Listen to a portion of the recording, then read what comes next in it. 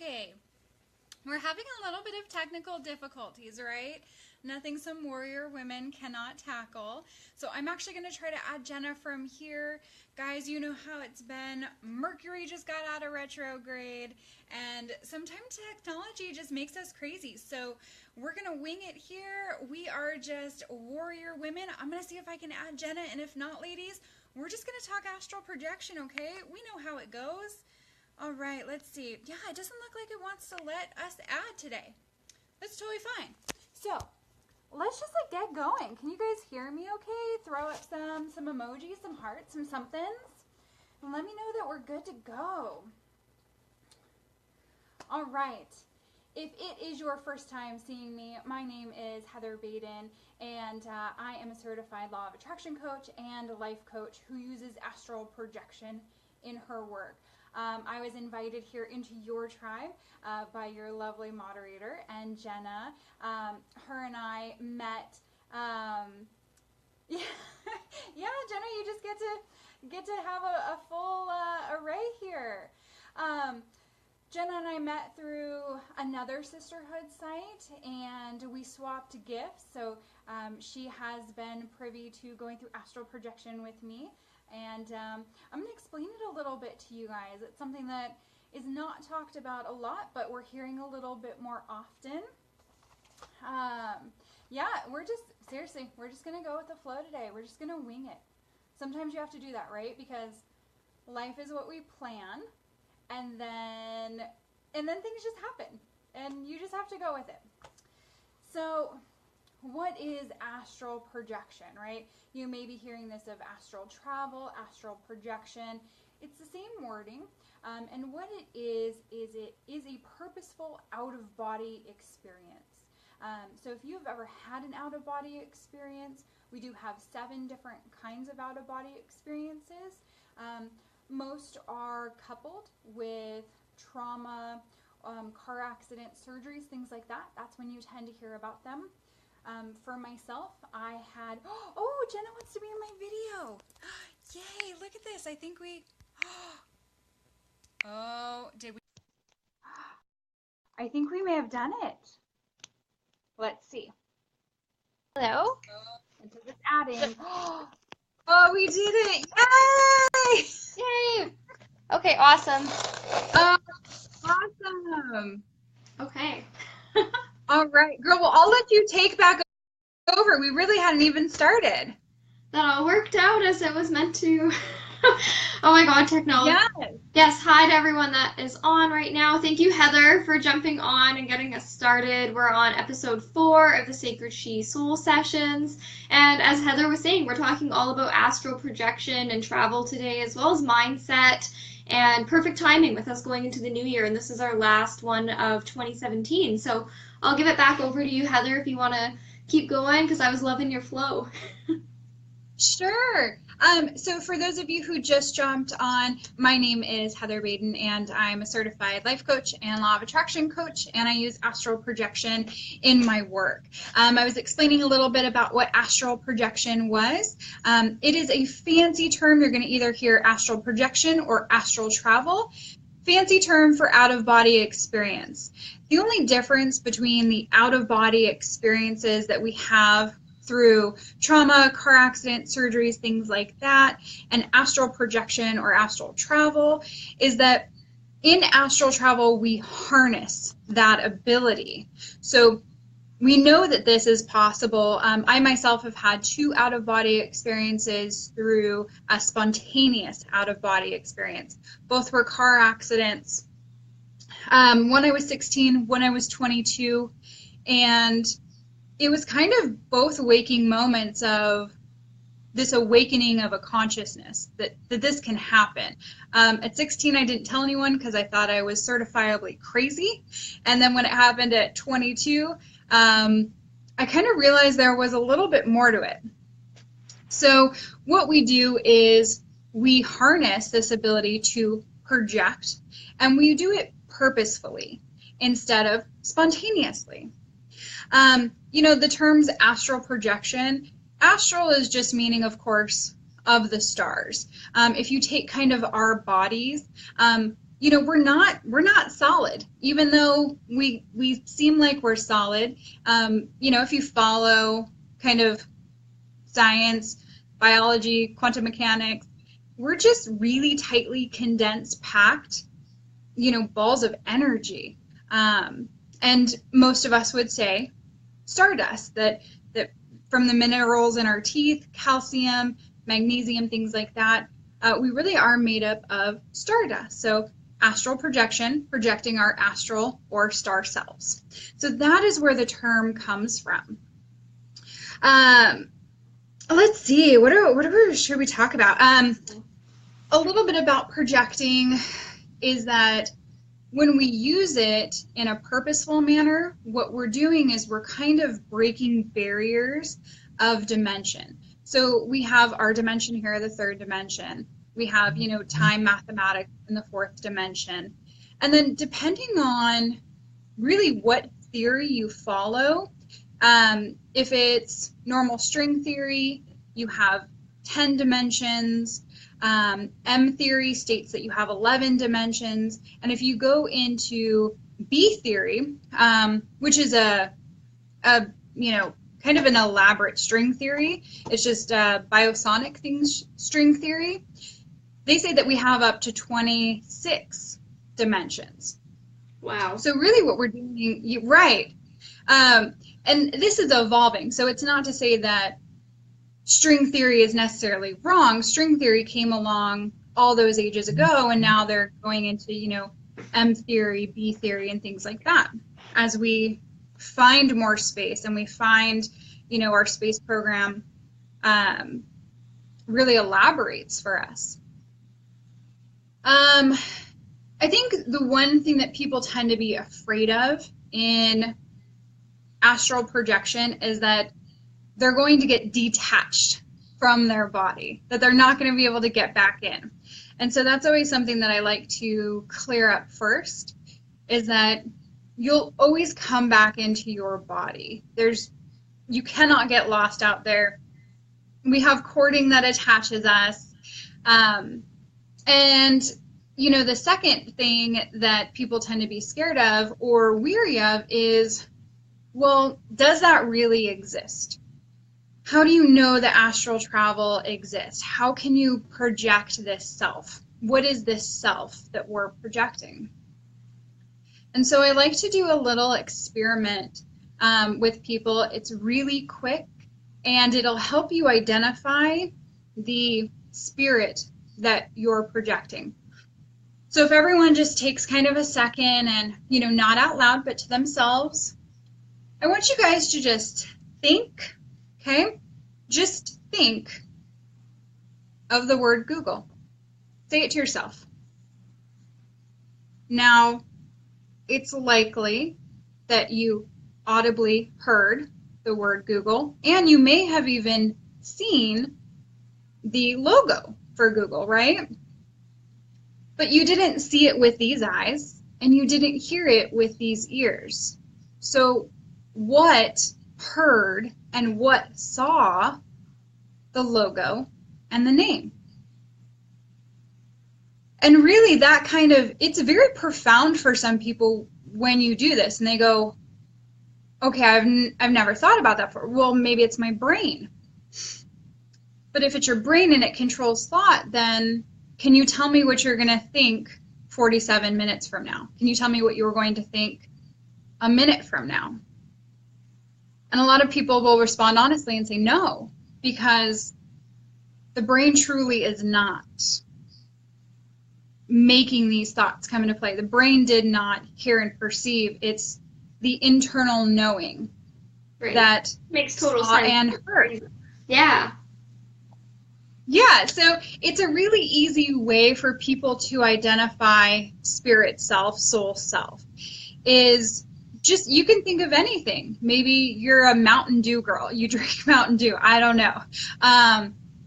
But anything that you think of when you hear it and you see it in your mind's eye, but you're not seeing with these eyes and you're not hearing with these ears, who is perceiving that? What is perceiving that? And it is internal soul self. And I so love that's that. yeah. Yeah, it's a really, I think it's one of the easiest ways to help people identify soul self. There's these big complicated theories, right? And we can say, oh, but we know it because, we feel people around us, or we feel this, or I can see this, or I can sense this. But I think one of the easiest ways that I have found for people to identify soul self is kind of this very quick think about this term, hear it, who heard it, who saw it. Because you shut down your five senses. So you are no longer the you that you perceive as you is not actually in existence. You have to go deeper and realize that the soul self is actually functioning the physical body. The physical body is just manifestation of soul self. So I love doing that with people because it kind of is like, oh my gosh, that's like mind blowing. Totally. So with all this astral stuff and you travel, I've experienced it now once with you. What exactly do you do? Like, how do you explain that to someone that's never experienced it before? So usually, we'll kind of get here to where we're at and identifying, yes, we have soul self. But really allowing them to understand the purpose of why you would want to travel. Yeah. A lot of people are stuck in some poor habits. They're stuck in bad patterns. They're stuck in trauma that likely they didn't create for themselves as adults. A lot of times we're stuck into trauma patterns that have happened to us as children and even past lives. And so when we come into this life, if you believe in incarnation, which I do, you know that you're bringing with you all of your lessons, all of your stuff, all of your soul contracts from your previous lives, plus what you have owned up to do here. And if you are just stuck, right, you keep thinking about this trauma that happened to you as a child, if you can take a moment in deep meditation to go back and view it from the bigger picture and heal it, it is astronomically life-changing. It is a way that you can say, this happened, but we're going to heal from it. And what I like to do with people is, especially if it's a trauma, we can go back and say, hold space for that time, for what's happening, for that trauma. Let that physical body know that you're no longer feeling the pain, you're no longer feeling the trauma. Tell them good things about where your life is now. Thank them, show gratitude for going through that process that had to be done. And then let them know that you have to move on from it. Understand that that is a time and space, and now you are in a different time and space. Time's kind of a funky thing, right? We always had sunrise, we always had sunset, we always had work to do. If we got hungry, we ate. If we got weary, we rested. But time is relatively, when we think hours, minutes, seconds, time is relatively a new concept in the fact that we say, okay, for 8 hours a day or 10 hours a day, I'm going to go to work. And we have become a slave to the time that we created. We created X amount of hours, X amount of seconds. Does time always exist? Yes. But we gave it definition and we gave it value. And now we've become a slave to this synchronicity of time that we have to go on about, moving forward always in time. And previous to us, there have been ancient civilizations, Egyptians in Tibet, holy texts, the Bible, talk about moving time back and forth. Yeah. And that's what we do in astral travel. And we can go for 1 sec. That's so epic. Just the entire idea behind that, and like share some love on that if you guys are watching right now, because that was just absolutely an epic breakdown. It is. I mean, we always, right? We had sunrise, we had sunset, we had chores to do, but until we put this just value on this is an hour and these are my minutes and this is what I have to get done, we enslaved ourselves to these minutes and hours, and we just don't have to. We just don't have to. And so in astral travel, it's a really great way to heal traumas, to go back into past lives and have fun if you want to have fun and go see what you did in past lives. I took Jenna specifically into future to see future self. That is something that I love doing in my business. We go into future self. We, meditate deeply down into future self, and you can get tips and tricks on what you need to be doing now to get there later, because you see yourself. You can see what you're doing there. So it just makes a world of difference. One of the great things is that really anybody can do this. There are tips and tricks to being able to do this better, to be able to do it deeper. Jenna already had a meditation practice in place. Even if you never want to astral travel, I would always suggest having a meditation practice in place. It is a great way to start your day by just setting intention, getting quiet, getting back connected with universe, source energy, with God, with yourself, and really saying, this is what I want my day to look like. You do not have to leave anything to chance at all. Don't leave your day to like whimsy, what intentions do you want? What connections do you want to make? Who do you want to meet that day? What do you need in your life? Say, I'm going to bring this into my life today. And really go out with the intention, because if you are not setting intention at the beginning of every day, you have no right to complain about anything that happens to you throughout the rest of the day. And it's a reality.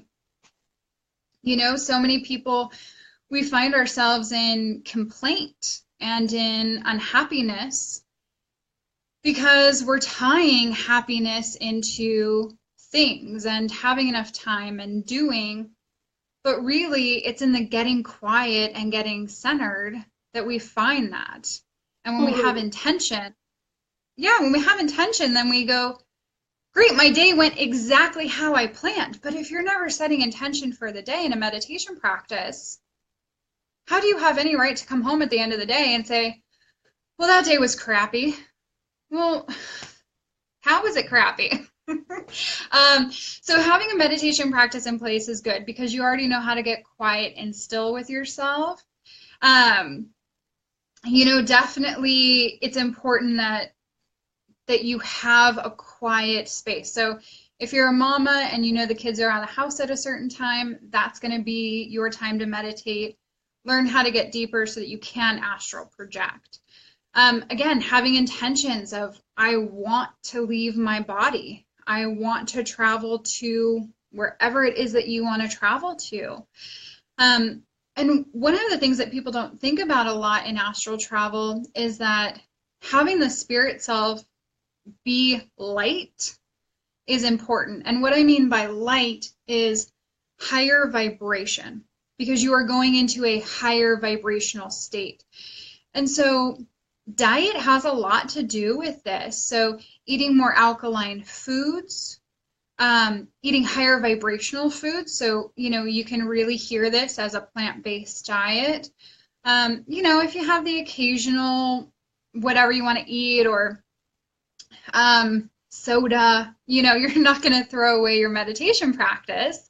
Ice cream is good sometimes, wine is good sometimes, right?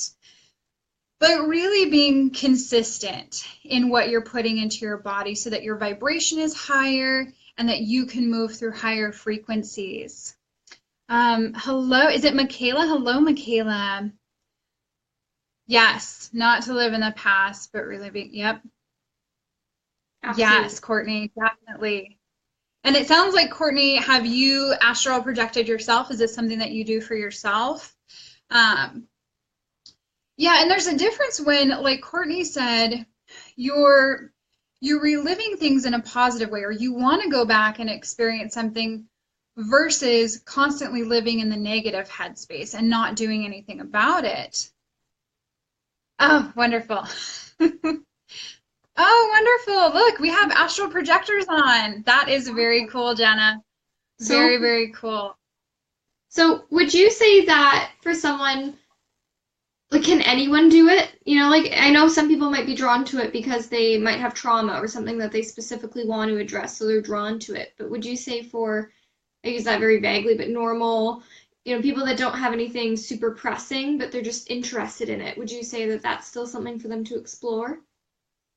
Yeah, and I would definitely get down your meditation practice and then just work on getting deeper and deeper. Trust is a huge factor. So trusting yourself, trusting source energy, trusting spirit self is so important. And letting go, not having expectations. Guys, we have expectations every waking minute, right? We might have expectations from our husband, from our children, from our boss, from our friends. We got expectations from the neighbors, whatever, right? We deal with expectations all the frickin' frackin' time. When you are in meditation, especially in astral projection, you have to let go of any expectations you may have. Really get deep. I would suggest always go with a guided astral projection first. And I think Jenna let on a little bit, but I am going to give you guys, it's not a lengthy one like Jenna and I did, which is about 45 minutes, but it's a little intro into astral. So if you haven't done astral yet and you want to get your feet wet, it's about 15-20 minutes, but it gets you guys in there, it gets you with the habits, and it gets you with those key principles that are going to allow you to astral travel. So I'm going to drop that link below for you guys. But yeah, anyone can do this, and they should do it because it is a healthy habit. It is, what do we do when we come home? If you're working the corporate 9 to 5, or you're like me, I got out of a 7 p.m. to 7 a.m. job that was complete, literal death and destruction. There are vices, right? Maybe we come home and we have that glass of wine, or, we may have smokers, or there's recreational drugs that people use because we're tuning out. Maybe it's just sitting and watching 2 hours of television, which also is not really great high vibrational, right? And we can't be perfect all the time. We can't be high vibe all the time. Sometimes we need to sit and drink our wine and have our ice cream. But astral projection is a really good way to let go in a healthy manner. And, GTFO, right? Just leave. Get out for a minute. Go sit on the beach in Cancun. Go to Cairo. Go wherever you want to go. Go play on some planets. Go meet your future self. Go meet your future husband. Go get engaged. I don't know, girl. Do what you want. But, it's such a healthy release. Mm-hmm. And I think one of the beautiful things about astral travel is you realize that you are not attached to your physical body. You are not this body. Your goal should not be just to stay alive, pay bills, and then die. Your goal here is the soul work. So anything that you could do to raise your soul work so that these contracts that we come into are fulfilled, do it, especially if it's super healthy and it's something like astral travel that impacts you and doesn't hurt anyone else. Go for it. Yeah, true that. And it's one of those things like meditation where it's easy. It's not always easy in the sense that it comes easy, but it's something that anyone can make the time to do. And then it comes back to what you were saying, that time and the rules that we've placed around that and the impact and meaning that we've placed around that as well. So it's really removing some of those layers, some of those belief systems.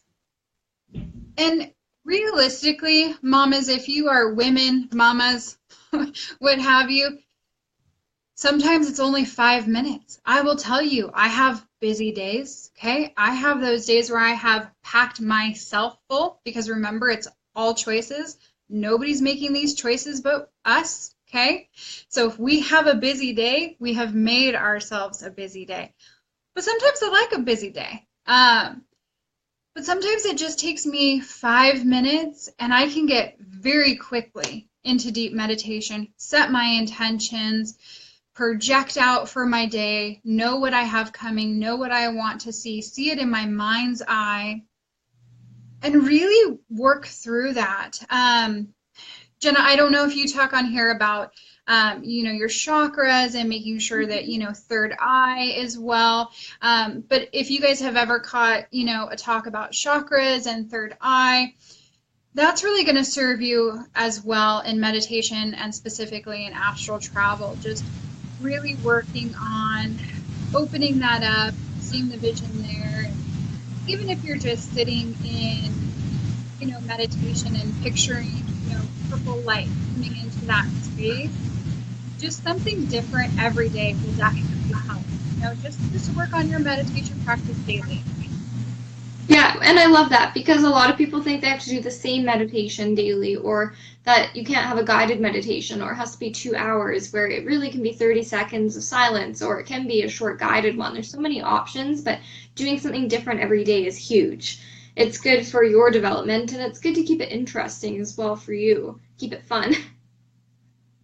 Yeah, I mean, the Buddhist monks out there will tell you that you could be sitting and in a space of recognition of breath, I am in meditation. So just being present in recognition of breath, I am now in meditation because I have become one with myself. I've recognized self. And so it doesn't take this big process. You don't have to be a Buddhist monk out on some rock meditating for hours trying to balance a rock and do things we got to get out of the Hollywood with it. We have to get out of the Hallmark movies of it and really understand that meditation is just about being present with self and connecting. That's all it is. And when you can build on it and build intention for day and build intention for future and astrally project and bring things into your life that are going to benefit your highest good and benefit others' highest good, now we're just building on meditation. But our foundation step, our building block, our kindergarten start is just being aware of our breath and being quiet, and you are in meditation. I love it. I love it. I just love the simplicity, and it just makes total sense because we always try to overcomplicate it, but it really can be really simple. We try to overcomplicate everything because we want to think it out. That's what the brain does. Abraham Hicks will tell us that all the time, gosh, you guys overthink way too much. You have this complex brain that allows you to think, and you want to think everything to death. Somebody walks in the room and maybe doesn't say hi to you the way that you think they should say hi to you, and you will spend your entire workday thinking about why doesn't she like me? Because she doesn't like my shirt. She doesn't like this. What did I ever do to her? Oh, she's just mad because I got the promotion. We will literally think ourselves to death and then come to find out later she was looking down because her shoe was untied and she didn't want to trip. I mean, there's a reason we have sayings like make a mountain out of a molehill, because we will do it. You never see a cheetah wandering around on the savannah oh, poor me, I really didn't catch that gazelle. I bet the other cheetahs are gonna laugh at me. Like, they don't do that. They they just go rest and then go catch another gazelle. They just let it go. Yeah, they just let it go. But I think that's we have a very so important too with the whole mindset piece that we talked about and the intention setting of your day. Because when you go into your day with a positive mindset and you keep coming back to that, like, we're human, we are going to have negative thoughts, we are going to have things that throw us off balance. But when you go back to what your intention was and you keep working towards that instead of just kind of going into it mindlessly, and then we do have all these behaviors and thoughts that come up, and that's just normal, but that's what kind of can consume us. that our entire day has become that. And then, like you said, we haven't set a positive intention, so we get home at the end of the day and we think, wow, that was really shitty, but we have nothing to compare it to, and we didn't stay open to the possibilities of all the things that probably were knocking at our door that day. Right, and we do need the contrast. So, yeah, for people who follow, mentors or coaches who say, oh, it's just about thinking positive, but it's about thinking positive, you need the contrast. You need to know what you don't want in order to know what you do want. Exactly. And there's a reason why it's yin yang. We need the light and the darkness. There's appreciation in that. So, definitely. But yeah, meditation is easy. It is literally just start at 5 minutes. Realistically, for me, unless I'm going into an astral travel, I'm really about maybe 5-7 minutes in the morning. I also do meditate at night because I like to pull cords and clear my chakras.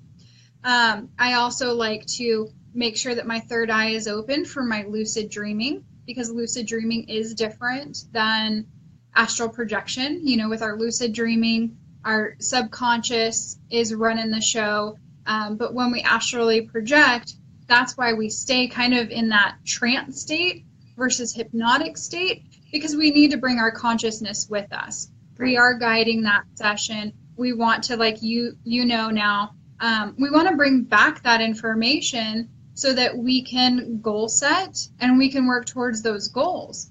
And it really does help. If you've ever heard the term, reverse engineering, a lot of people say, okay, well, this is where I want to be in 5 years. And so these are the things that I need to do and work backwards. Now, the great thing about astral projection in that is that, and you saw this, Jenna, is that we kind of go out without any expectations, which allows both conscious and subconscious to work together. And we see where we're at. Now, we're able to see this because time doesn't exist. And we know our soul contracts before we got here. So when we drop expectations and we drop egoic phase and we project out, we are more likely to see the truth of what's going to happen than right here and now. If I say, what do I want to be doing in 2 years? My ego is going to play into that. My Lifetime movie is going to play into that. All of these great things that I'm going to want so quickly. But the truth is that when I astrally project, I know that that timeline is different because I drop all expectations. So I know that what I come back with is real. And I think that's a big thing that you have to learn, the difference between meditation and astral projection. In meditation, you want clear, concise, this is kind of how I want my day, these are my intentions. And in astral projection, you have to drop the expectation, especially if you're going somewhere like future to gain knowledge. If you're going out to play on some planet, or you're going into different dimensions to meet different creatures, by all means, have as much fun as you want. But knowing when to drop the expectations and quite frankly, the difference between intention and expectations. Because sometimes those lines can get blurred. Yeah, and I found that when you guided me through it, it was very important for me to let go of the expectations and kind of just surrender into it, including whether or not I'd even experience anything. I know that was one of the first things you said, is if you don't have the full experience on your first time, just work on visualizing yourself having this experience. But luckily, I was able to travel when you guided me through, but I think that was a key part of just not really having an expectation of what it was going to look like, where you were leading me, any of it. Yeah, and that's why I do love guided astral projections, because if you're new into meditation, or maybe even you have a substantial meditation practice, but you haven't traveled before, it can be difficult to come up with the vision and come up with where to go and how to get there. And there are key things that we do as guiders into the light. One of the key things that I do is there's a lot of visual stimulus in my astral projections. And I use things like tunnels. Okay, you're going to see this tunnel on the left. Because it helps you travel. So that ability to travel, you understand what a tunnel is. You understand how to move on a people mover. You understand these concepts. And so that's when the rational brain comes back in and helps you move. So it's creating this beautiful kind of dance between conscious and unconscious, and allowing you to have this beautiful experience where you move between dimensions and still come back really feeling whole. And a lot of people come back with, sometimes people are crying, and that's completely normal. But just this like radiant vibrancy of really getting it for the first time. When someone astrally projects for the first time and they come back, it is phenomenal, the change in them, because they're just like lit up, like, oh, I am more than my 9 to 5. I am so outside myself. Like, there is more to this. And it's like, yep, there's more to this. And that's what I love. I love that. I mean, I really love just raising the vibration of our entire humankind, because we need it, and it's beautiful, and it feels good to be around people who feel good. But more than that, allowing someone that tool in their toolbox to know that they are more than physical self, more than their 9 to 5, more than their, bucket of trauma and stress, and that anytime they want, when it's healthy, of course, we don't astrally project when we're driving or at work, but you can come home from your day and really plot out your life and really escape and really just have this sense of peace that, you are a being having a human experience. And anytime you lose yourself, anytime you feel like you're just here to pay bills and die and you don't know what you're doing in that life, I always say, come back to that experiment where you give yourself a word and say, wait a second, who is seeing and hearing this? Because I did not physically see it. I did not audibly hear it.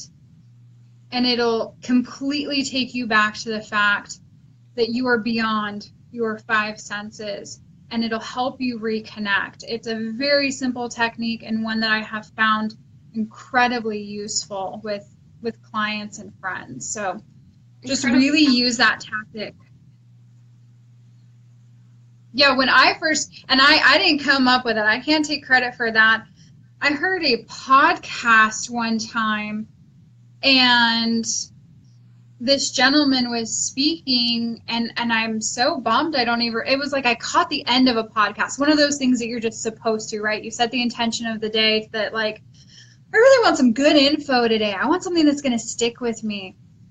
And I'm catching the end of this podcast, and he says, I want you to say, and I think his was rock star. I want you to say rock star to yourself. And so I did. And then he went off on that tangent of, I bet you saw the logo too. Well, how did you see it? Who perceived that? And I was like, oh, that is so easy, because when you are in this woo-woo world, right, and you're trying to explain spirit, body, soul to people, and especially people within, really tough religious, sects that can they can find it hard to step outside of themselves because they have guilt or shame or embarrassment or fear. Yeah. That is one of the easiest techniques I have found to just say, you know what, I'm going to leave you with this. And you can ponder that.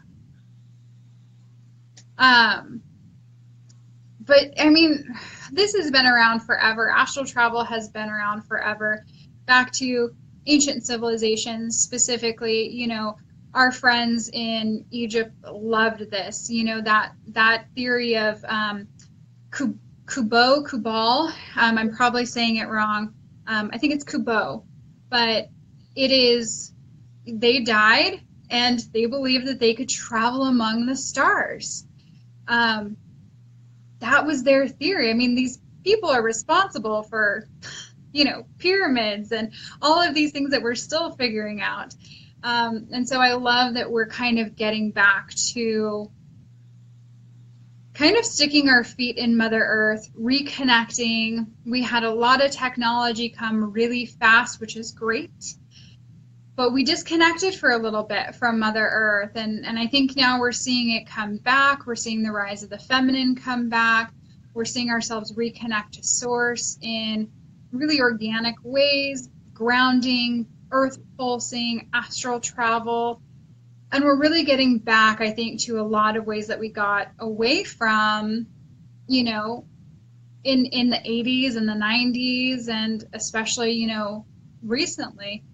And it's nice to see that shift come back. Agreed. And that's really what these groups and these calls are all about, is bringing that knowledge back up, bringing that wisdom, just reconnecting everyone. Like, I'm loving the synchronicities in the comments. I saw Leslie said she was talking to her friend about that today, and I saw Jenna just commented that she was just talking about her stones for astral travel, so that's cool, using crystals and stones for that as well. Like, that's what I love about this kind of stuff, is everything is so interconnected. Like, you look at yoga, you look at astral, you look at Reiki, you look at crystals. They're all this web of interconnectedness, which is really cool because there's no right or wrong modality or answer. And it's so cool to be exploring all of them, and people will have certain things that they're so drawn to, and whether that's from a past life or this life, whatever it is, it's so cool to just keep exploring all of these. And everyone has these nuggets of wisdom that they've learned that they can pass on, which is just super cool. Yeah, definitely. And if one modality doesn't work for you, it's amazing all the different modalities that you can find. You know, there are people who get that really trance state in yoga. You know, they can get into that deep meditation, that trance state while doing yoga poses. Now, for me, I go into some of these yoga poses and my monkey mindset comes back and I'm like, okay, do the tray, have the foot here. Is it high enough? Wait, oh my gosh, I'm going to tip over. No, ballet bar, go back this way. So it really is so fun that we have all these beautiful modalities to keep our spiritual side really just beautifully cleansed every day and bright and shiny. And yeah, so I love coming in and just chatting with you guys about it. I also, Jenna, use crystals. I cannot tell you their names offhand, but I do take one with me to help with travel. It is blue. I have it right behind me too. And then I have a pink one for like grounding that keeps me safe. There's a few different ones that I use. I'm just now getting into my crystals, so I still have to have my little cards that tell me what they're for. But I definitely am using them. And the crazy thing is that I get very deep with them, and my hand will get very hot. Yeah. Another thing for those people who are already traveling, black sage. I just recently found this. Black sage induces lucid dreams, travel. It is using those two crystals and the black sage. I have had some of the most profound travels in the last week. So definitely, if you can pick up some black sage, that's amazing. If you don't have black sage, you can use regular sage. You definitely want it to be light, and then when you come back down, you can use your Palo Santo to ground, or you can go stick your feet on Mother Earth. Just really ground yourself back in. But yeah, anyone can do this. It's phenomenal. It's a great time. I think it really helps. I love to use it with life coaching just because I think that we have to know what we want. We have to know what's out there for us, and we have to be able to see it. And so if we can go out into the future and we can, see those things in our mind's eye and then go ahead and reverse engineer, or we can go back and actually heal a trauma or go back into a past life and correct a contract, then we're set on a better path. Also, there's so much we could talk about, but I mean, you can use astral projection to heal, really a lot of like body issues. Going into deep meditation and, traveling to, specifically for me, I love to travel back to ancient wisdom keepers and ancient medicine men and have my body worked on when it's sore. I came out of a very tough 7 p.m. to 7 a.m. job, and my body would just get wrecked. And I would set the intentions to astral travel back to shaman and have those healing leaves and those healing teas and those healing wraps placed on me, and I would wake up feeling amazing. So that's so cool. Yeah, go anywhere, do all the things. Yeah, there's just so much that we can do, and I can't wait to explore it more. It's been once, but definitely isn't going to be the last time. Like, I'm so thankful that you've introduced me to it. It's like keep doing it, and I know that there's so many that have heard the word tossed around, so I think this was so valuable for you to kind of break it down for everybody of what it is and who it's for, and I can't wait for everyone to experience, including me, the meditation that you've made for us to give it a go. Yeah, and it'll be a very condensed version of what you did because, again, I'm going to drop a freebie for you guys. It's a very short version. It's about 15, I think 17 minutes max. It just really gets you guys kind of some key components of astral travel, a great visualization that should get you deep. And if you're able to go ahead and travel on this one, that's awesome. If not, you can use this 15-minute one to kind of keep going as a guided one. I do longer ones with Jenna. I did about a 45-minute one, and then she journaled on her own. That's important to do as well, guys. If you're coming back with info, write it down. Don't waste that. Don't waste that. You come back with information, you put that down in a book. So, yeah, but I'll drop that freebie for you guys. It's in a Teachable, so it'll be free. You guys will just go in, sign up to get it, and yeah, that'll be yours for the habit. That is so generous. Thank you. I can see all the hearts flying up, so we're all super thankful. I'm sure I can speak on behalf. I'm trying to catch all the comments. I know. I love that. Like, so many people are traveling or open to traveling. It's just great. Yeah, and ladies that are watching this, if you've already traveled, like, let's start a thread and talk a little bit more about it because I love to hear about it as I continue my journey. I know Heather has a Facebook group, so she can link that up in the comments as well, and we'll get her in touch with you all over Facebook, and you can download her freebie. But ultimately, I'm really excited, and I would love to hear from you fellow sisters as you try Heather's. Let us know what you experience, what comes up, where you go. But yeah, like she said, make sure you write it down so that you can remember and then tell us. Yeah, and I'd love to hear more from, I think it was Courtney. Let me see if I can. No, it was Jenna. If Jenna knows of really great stones, crystals to use, I mean, yeah, let's definitely start a thread, Jenna, and chat about that. I have some. I have to go look at the little sheets of paper because, again, I'm just now really deep diving into using those to aid. But yeah, I would love to hear about that, Jenna, and, you know, for self and for clients. And I think everyone here would benefit from anything that gets you in just a deeper meditative space, you know. And yeah, I love it. I love it. I love it. Yay! Well, thank you so much for coming on. Thank you for helping with the technical difficulties and you starting the live so I can join in. This was a lot of fun, and I know everyone is really thankful that you came on today. So until our next one, we will listen to your freebie and go from there. Yeah, bye, ladies. Thank you for having me in. It was so great, and I will drop those links below, okay? Thank Night, you. guys. Happy New Year's to everyone. Bye. Bye.